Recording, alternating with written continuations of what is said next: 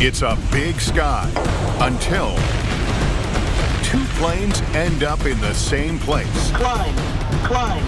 At the same time. 37,000 feet above the Amazon, a corporate jet collides with a 737. Every atom in my body I felt kind of implode. 1 mile above New York City, a DC-8 tears into the fuselage of a Lockheed Constellation. Bang! I jumped up and I ran, and I never looked back. Over San Diego, a 727 slams into a Cessna, and it's caught on film. I knew it was big, I knew it was bad, but we didn't know it was a plane crash. Outside Los Angeles, a small plane smashes into a DC-9, decimating several homes below. It just smelled like death, like smoke and death. Eyewitnesses and survivors tell their harrowing stories, and dramatic animations put you right there with the troubled aircraft. That big sky just got a lot smaller.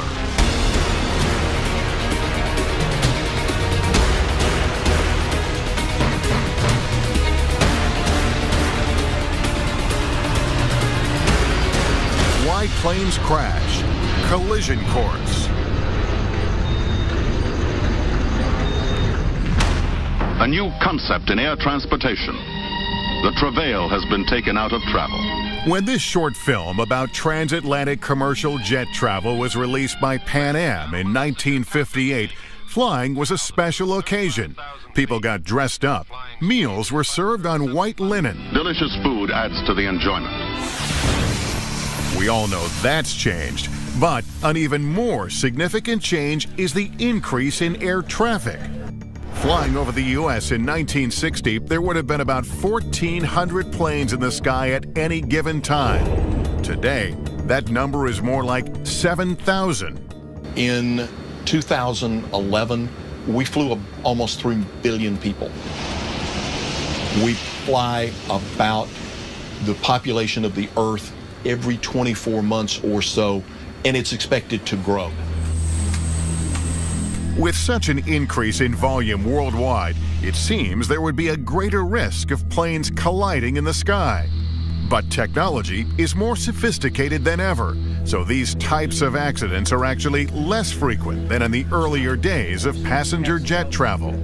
That doesn't mean mid-air collisions don't happen anymore, because sometimes technology fails, and it's nearly impossible to eliminate human factors. In 2006, this plays out with catastrophic consequences for two planes flying over the Amazon, a Boeing 737 and a private corporate jet. I had gone to Brazil on an assignment for a magazine called Business Jet Traveler to write about Embraer, which is a big aircraft manufacturer near Sao Paulo. And while I was there, I ran into some guys from a Long Island charter company who had just bought a brand new $25 million airplane, a Legacy 600, a real beauty, a mid-sized corporate jet. And they said, well, why don't you fly back with us? Sure, okay, I'm in. And that turned out to be certainly the most fateful decision of my life. September 29, 2006, 2:52 p.m. The Legacy, tail number 600 X-Ray Lima, takes off from the Brazilian city of São José dos Campos. Destination, the city of Manaus, nearly 4 hours to the northwest. Air traffic control instructs the Legacy to fly at 37,000 feet, where it levels off by 3:33 p.m.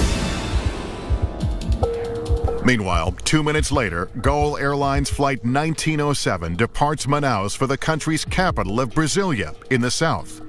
Within half an hour, the Gol plane, a Boeing 737, reaches its assigned cruising altitude, 37,000 feet. The 737 is heading southeast. The Legacy is heading northwest. These two aircraft should be at different altitudes. Instead, they're on a collision course.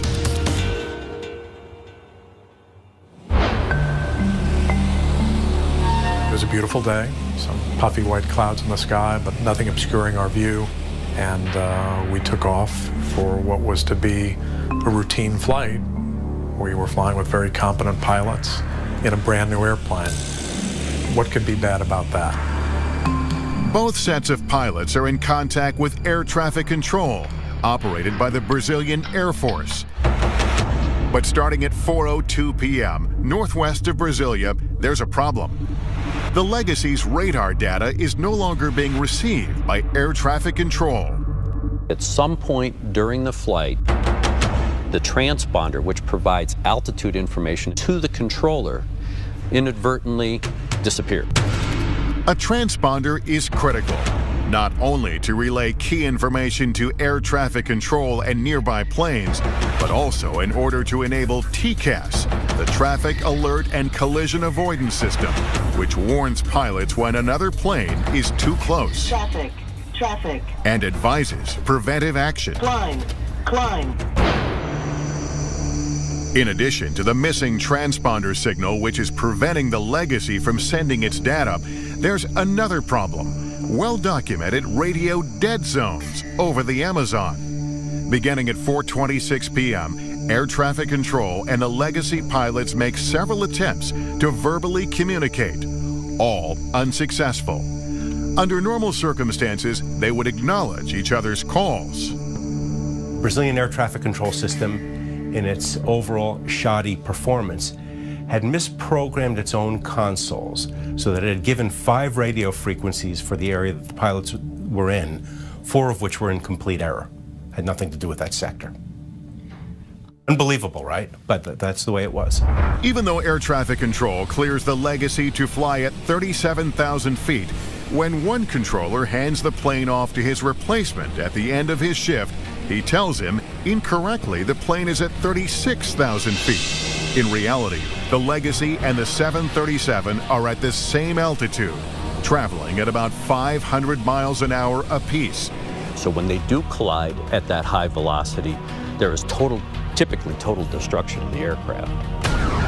By the time radio contact is made at 4:53 p.m., the connection is so bad, the Legacy pilots and controller can't understand each other.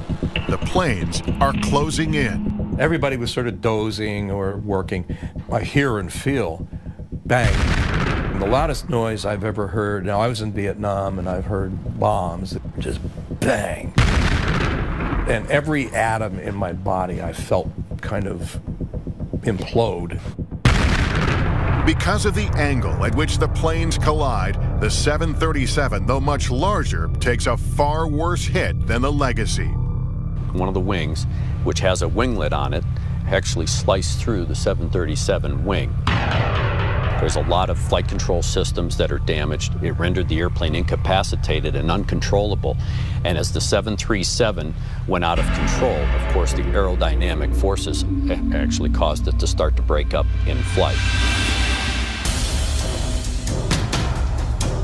Everyone on board the Legacy knows something bad has happened, but they don't know they've collided with another aircraft. They don't even know their plane is damaged until Joe Sharkey looks out his window. I open my window shade and I look out, and this is a sight I'll simply never forget, because I'm looking at the wing and part of it is missing, and it's a jagged bit of metal. They need on the ground, and they need on the ground in a hurry. They need the first available airport.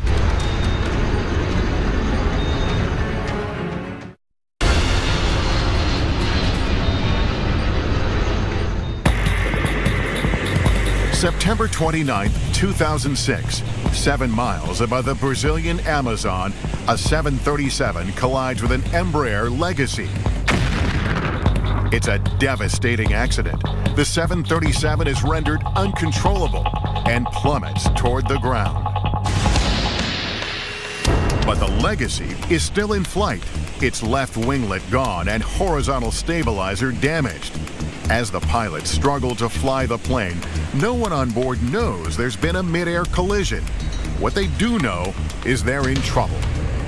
To think that you may not see your family, or that they're going to read about you and see about your death and on TV and on the newspaper, it was a horrible thought. I wrote a note to my wife and figured, well, maybe they'll find the note. I said, I love you. Our time together has been golden. And, you know, I'm sorry I'm going to die, but, you know, I said it in a way that was nice. Like most plane crashes, a series of events, not just one, led to the collision over Brazil. Two planes fly straight toward each other after air traffic control put them at the same altitude. Radio black holes over the Amazon limit communication between controllers and the legacy pilots. And for nearly 1 hour before the collision, the Legacy's transponder doesn't transmit. So two controllers working back-to-back shifts don't receive its signals. A competent controller would spot that within 2 or 3 sweeps. There's a sweep every 10 seconds, within 20 or 30 seconds. This plane disappeared in that sense for 50 minutes, not 20 or 30 seconds. Within 3 minutes of the impact, the transponder is reactivated. But the Legacy is now compromised. It needs to land soon. The longest 35 minutes I've ever spent in my life, you know, wondering, were we going to make it down safely, wondering with every turn, would they lose control of the airplane? The closest runway is a military base, literally an airstrip in the middle of the jungle. As the pilots desperately try to get the plane there, it's a white-knuckle moment for everyone on board. We were within 5 minutes of not flying anymore. It was clear, the trees were coming closer and closer, and I thought, well, here we go.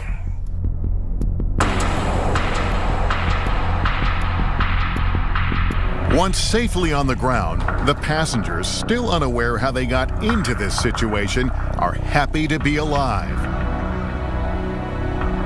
But hours later, they learn they've been involved in a mid-air collision with a 737, that the jet crashed in the jungle, and 154 people perished, and the mood quickly turns. I just sensed the change in the environment, and I knew that we were now being treated like criminal suspects. Following the crash, there are protests in Brazil, with relatives of victims demanding more information about the crash.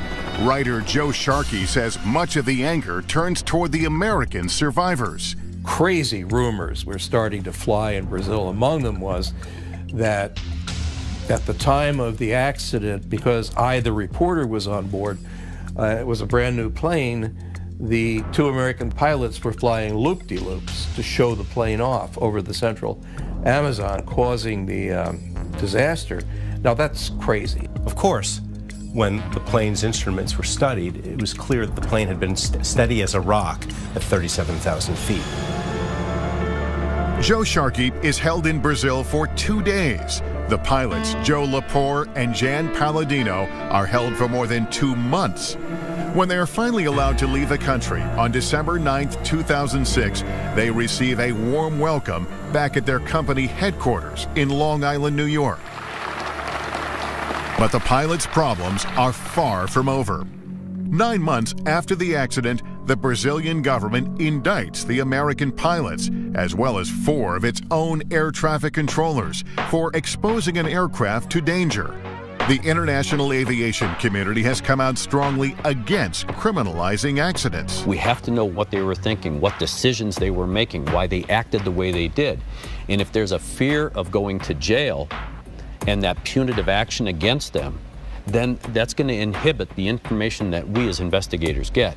In May 2011, a federal judge in Brazil acquits the Legacy pilots of all charges but one: negligence for not monitoring their transponder.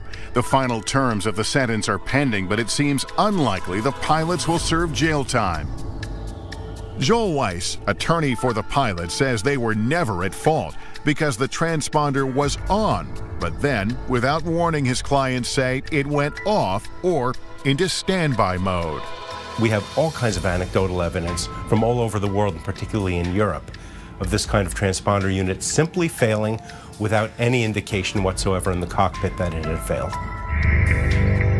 In Brazil, one air traffic controller, described by the judge as unqualified and incompetent, is acquitted. Another controller is convicted of negligence. In its final report, SENIPA, Brazil's NTSB equivalent, acknowledges the failures of the Brazilian controllers as well as the legacy pilots, stating that both parties should have become aware of the loss of radio communication far sooner than they did. In an email, SENIPA's press office states their accident investigation does not establish responsibility or guilt, but identifies the contributing factors with the primary objective being prevention. When we come back, more mid-air collisions over two of America's biggest cities. I jumped up and I ran, and I never looked back.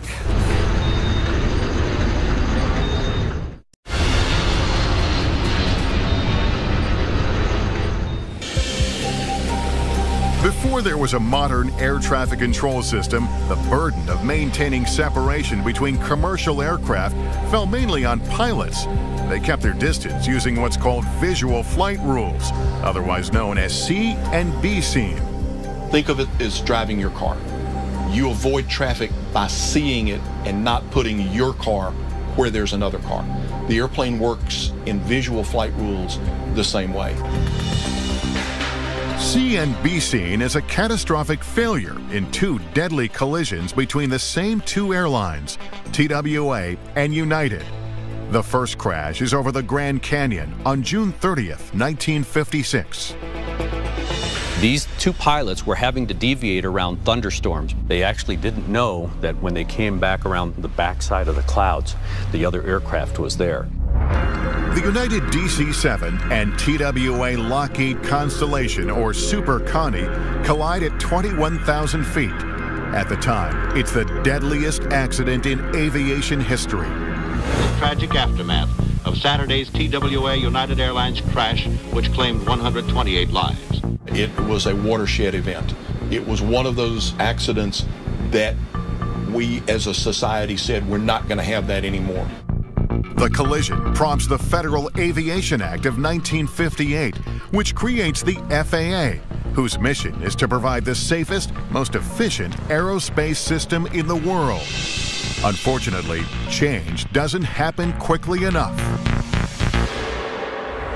It's a dreary December morning in 1960 when TWA and United have another catastrophic incident, this time over New York City. 10:25 a.m. Air traffic control alters the route of United Flight 826, a DC-8 shaving 11 miles off its path to New York's LaGuardia Airport. 10:30 a.m. United is at 14,000 feet and cleared to descend to 5. At the same moment, TWA Flight 266, a Super Connie like the one that crashed over the Grand Canyon, is heading to Idlewild Airport, known now as JFK. It's coming through 8,000 feet. United is told to head to a specific navigational fix or intersection, where it's to enter a holding pattern and await further instructions. But there are problems. The plane has two navigational instruments used at the time to determine position. One of them isn't working. And the plane is also traveling more than 500 miles per hour, a speed later determined to be excessive. And the DC-8 flies past its clearance. I would equate it to driving down a street. If you know where you are and you know the second left turn is the turn you need to make, that's great. But if you didn't see the first road to the left, you would drive beyond it because you didn't recognize the first cue. At 10:33 a.m., LaGuardia Tower advises TWA of traffic off to its right. No one realizes it, but the United DC-8 is heading straight for them. Then, 7 seconds later, as both planes approach 5,000, there's a brutal collision. One of the DC-8's engines tears through the fuselage of the Super Connie.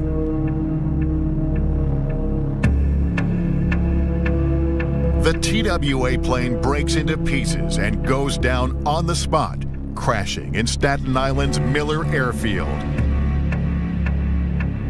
But the United jet manages to stay aloft for 8.5 more miles until it's over Park Slope, Brooklyn, where Tom Regan, then 20 years old, is standing on the street. I crossed the street at 7th Avenue and Sterling Place, just stepping on the corner, when I heard a loud, loud whine. And when I turned around, the wing of the plane, United Airlines, was catching into the roof of the building that I had just left. And there was a tremendous explosion. Immediately, I dropped to the ground, and then moments after that, there was a second explosion. Bang! Just everything exploded. And now the whole place was on fire. I stayed on the ground for what I thought seemed to be a long time, but I believe it was only several seconds.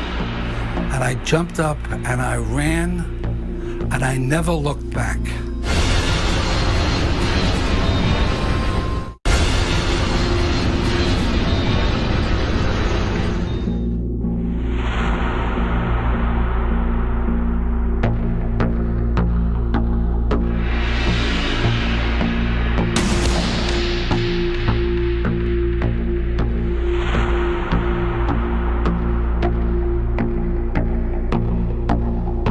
Tremendous explosion. Immediately, I dropped to the ground, and then moments after that, there was a second explosion. Bang! Just everything exploded. And now the whole place was on fire.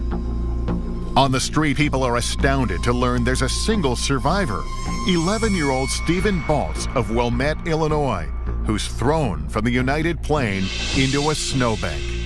He had been given a Christmas gift to fly alone from Chicago to New York, and that's what happened.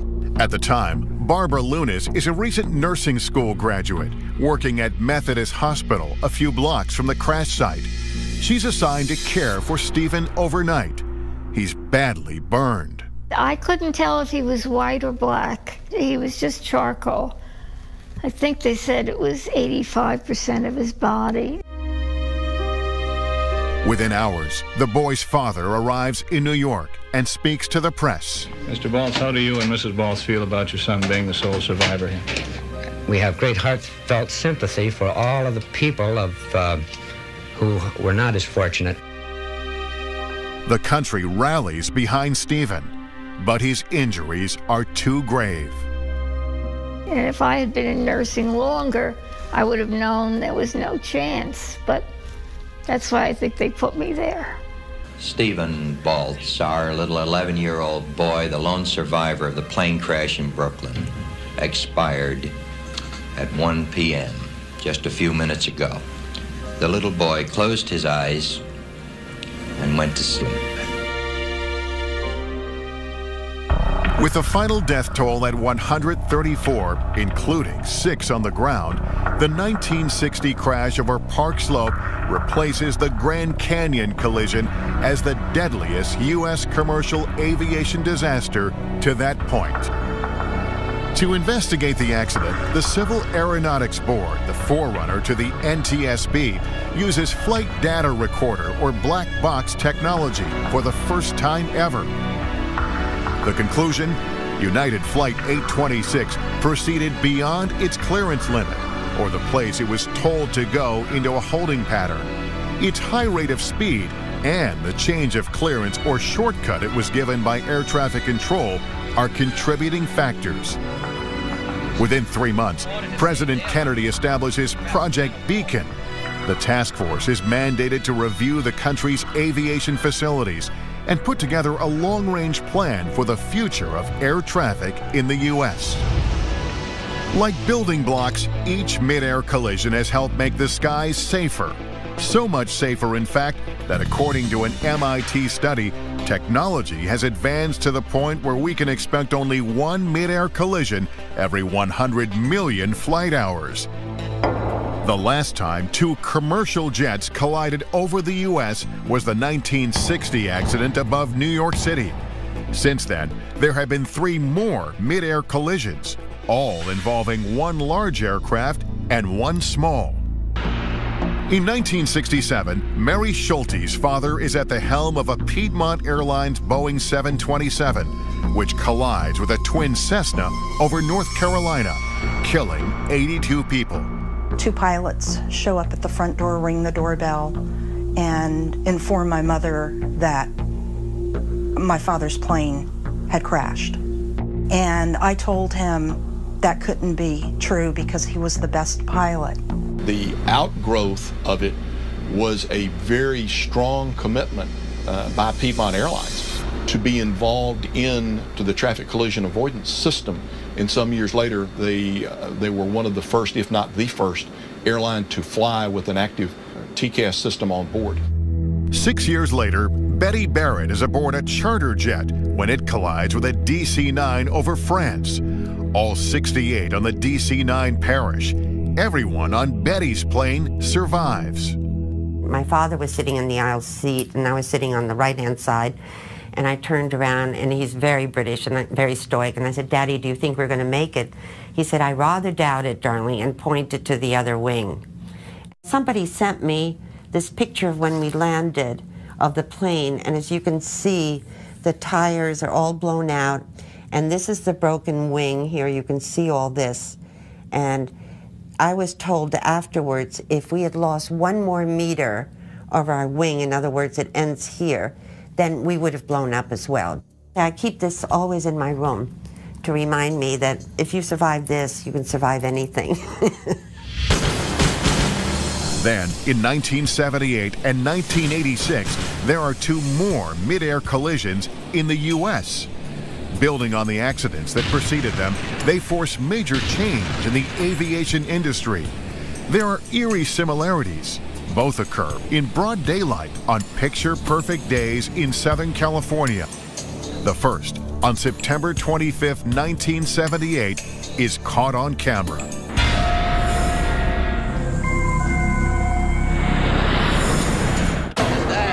We heard a loud crash overhead and looked up to see part of a small Cessna airplane spinning to the ground. Then suddenly we heard a thunderous crash that sounded like a bomb hitting.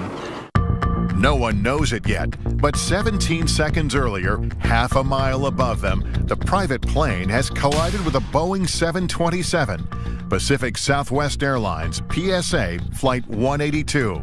Did you see it over there? Come on, get in the car. I see it. Come on, take this. At the moment of impact, NBC Channel 39 reporter John Britton and his cameraman Stephen Howell are covering a press conference just a few blocks away in the residential San Diego neighborhood. John and I were on a standard news story. I'm shooting shots of gas station pumps. Well, I was standing about right here. Steve, the cameraman, was right behind me, and County Supervisor Lucille Moore was standing about right here. I was interviewing Lucille, standing here, and all of a sudden, you know, we hear this big...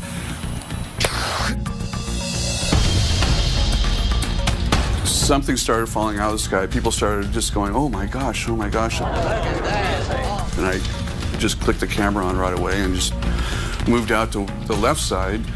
And I'm looking up, and there's like something looks like a comet coming down from the sky. The photographer for the county, Hans Wendt, he's standing over here on this side. So when the collision happened, then Hans looks up this way, and Hans got off 2 shots of the PSA Air 182 before it crashed.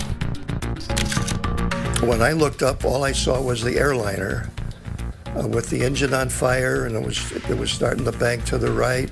And a big chunk of the leading edge of the wing was torn off.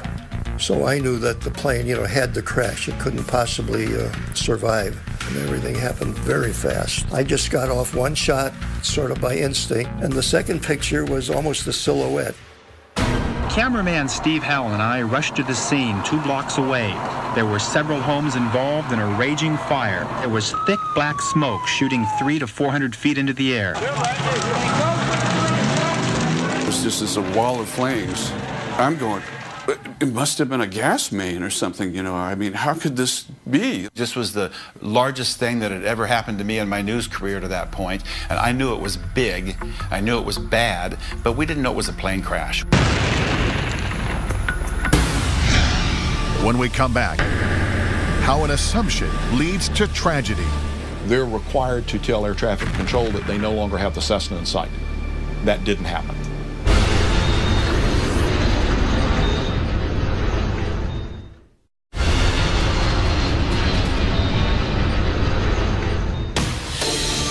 San Diego, September 25, 1978. An NBC News crew captures a small plane spiraling to the ground after it has collided half a mile up with a much larger 727. Behind us, we heard a tremendous explosion. We knew at that point it was a lot more than just a single plane. And of course, we found out later it was an airliner. Both pilots in the Cessna are killed, along with all 135 aboard the jet and 7 people in the residential neighborhood below. Police set up a makeshift morgue at a nearby high school, and immediately the questions begin. Who's at fault? What caused this tragic accident? How could it have been avoided? To understand what happened, it's critical to know what transpired between air traffic control and the PSA crew in the 2 minutes leading up to the collision. As the Boeing 727 was approaching San Diego, they were told about a small general aviation airplane. It's a Cessna. Do you see him? And the PSA flight crew said, yes, we see him. At that point, the PSA crew became responsible for maintaining separation. The crew initially saw the airplane, but then at some point lost sight of it. They talked about it amongst the 3 pilots that were in the airplane. Yeah, do you know where that Cessna 172 is? I think it passed off the right side. 182, roger. They're required to tell air traffic control that they no longer have the Cessna in sight. That didn't happen. The Cessna 172 actually deviated without clearance from its assigned heading. Unfortunately, it was in a position that was directly in front but below the 727. The crew couldn't see, just looking out the window, where the airplane was because it was below their field of view. PSA 182 cleared to land. 182 is cleared to land. Caller, we're going down. This is PSA. Okay, we'll call you equipment for you.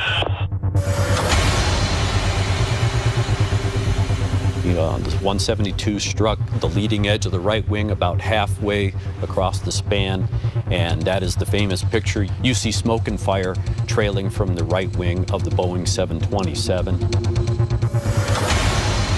As a result, it pulled the nose further and further down, and they couldn't stop it. And they lost control. They did not have control of the jet, and it tragically went into the ground. In its final report, the NTSB faults the PSA crew for failing to maintain visual separation from the Cessna and for failing to inform the controller when they no longer had the other aircraft in sight. Contributing to the accident, says the report, air traffic control procedures, authorizing controllers to use visual separation when radar was available.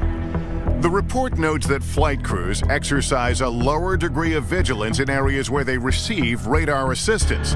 And it says controllers seem to similarly relax vigilance. This controller may have believed that the flight crew had a better grasp on the situation than he did. It could be days before the cleanup is complete, and in the words of one policeman, it'll be years before this neighborhood is ever the same. After the PSA crash, the FAA steps up efforts to improve separation of aircraft around the nation's busiest airports and to modernize collision avoidance technology. But again, change simply doesn't happen fast enough.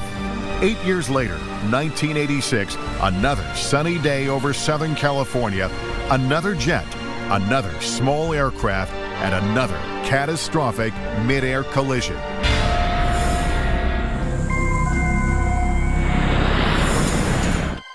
It was a Sunday.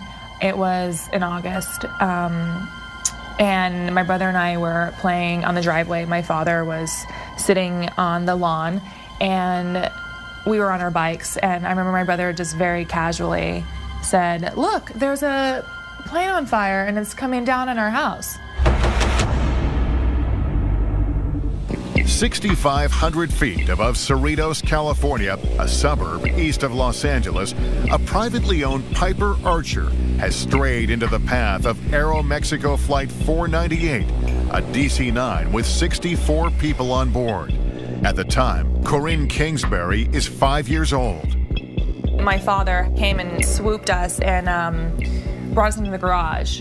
And our garage door was obviously open. And he said to us, "We're going to die." I remember it shook the ground and it just exploded. 8 homes destroyed, 5 more severely damaged.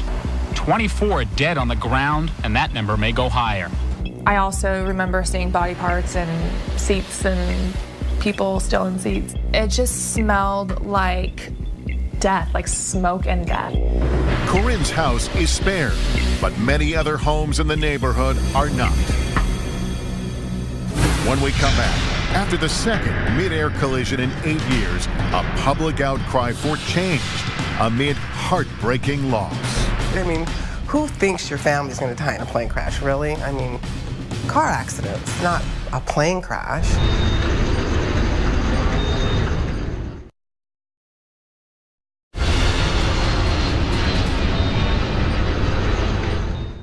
Good morning. The news from Cerritos, California keeps getting worse. There are officials searching through the ruins of Sunday's mid-air crash have found 15 more people dead on the ground. Labor Day weekend, 1986. More than a mile above Cerritos, a suburb of Los Angeles, a Piper Archer smashes into Aeromexico Flight 498, a DC-9.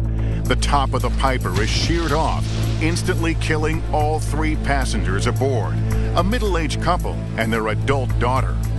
In the crash over San Diego 8 years earlier, the larger plane, PSA Flight 182, loses sight of a much smaller Cessna and slams into it from behind. Over Cerritos, the Piper pilot doesn't realize he has strayed into controlled airspace surrounding LAX, Los Angeles International Airport. When you're flying in uncontrolled airspace, you don't necessarily have to talk to an air traffic controller. You don't necessarily have to have a transponder. But if you're going to operate anywhere in controlled airspace, you have to have permission to operate in that airspace. You can't just fly into it without permission. The DC-9 crew believed correctly that they were in protected airspace. They were. But unbeknownst to them, the Piper had strayed into their airspace. The general aviation airplane actually struck the tail of the DC-9, taking off the vertical and horizontal stabilizers, so literally the back end of the airplane, and it rendered the DC-9 uncontrollable. The airplane, the DC-9, rolled inverted, and there's a famous picture of that airplane as well as it's descending upside down before it crashes into a neighborhood. Counting passengers and those on the ground, the total number of people killed in the Cerritos crash now stands at 85, and that toll could go even higher as the search for victims continues today, Tuesday, September the 2nd, 1986. In some ways, the mid-air collisions in Cerritos and San Diego are so similar, there's a public outcry about how little has been done in the intervening years. After the first one, the recommendations they made were never implemented. So now, this is the second time this has happened, so that's why we try to make a difference. But it's hard to fight government agencies, you know. Denise Guzman's family is particularly hard hit by the Cerritos tragedy. Her father-in-law, uncle, 2 nephews, and a family friend are on Flight 498, returning from a fishing trip in Mexico. Her husband is supposed to be with them, but misses the trip to attend a funeral. When the plane crashes, part of the family is already waiting at the airport to pick them up. Instead, they head to the crash site. I mean, it was an inferno, and you knew there was nobody going to survive that. I think my husband might have had a little hope, you know, are there any survivors, you know, but I knew immediately that this was not going to have a good ending. In the neighborhood struck by disaster, the search for the missing goes on. Who thinks your family's going to die in a plane crash, really? I mean, car accidents, not a plane crash. It's just like unheard of. How could that happen? And in our own neighborhood. That's what's really ironic, our own neighborhood. Probable cause, as stated in the final NTSB report, limitations of the air traffic control system to provide collision protection, and the inadvertent and unauthorized entry of the private plane into the Los Angeles terminal control area. With the knowledge gained from each mid-air collision, change has been on the horizon for decades. But the Aeromexico crash over Cerritos brings it all home. By 1989, all aircraft operating up to 10,000 feet within 30 miles of terminal control areas must be equipped with transponders that convey altitude information.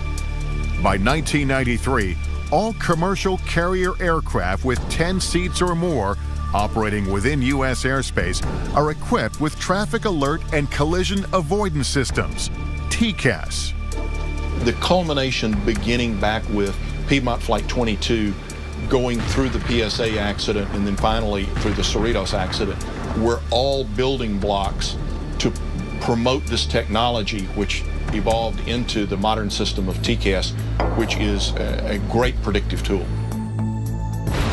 The FAA really had to take the bull by the horn, if you will, and do something to try and prevent these accidents from occurring. We increased or enhanced radar coverage. We enhanced air traffic control communication with flight crews. They changed the airspace. They actually created a system of controlled airspace, trying to avoid or at least mitigate the risk that you were going to have these transient pilots just flying through these high-density areas in close proximity to major airports. All the lessons learned have made flying so safe and mid-air collisions so rare. According to an MIT study, you'd have to fly continuously for 11,000 years in order to experience one. Unfortunately, many people had to lose their lives to arrive at what is surely the safest moment yet in aviation history.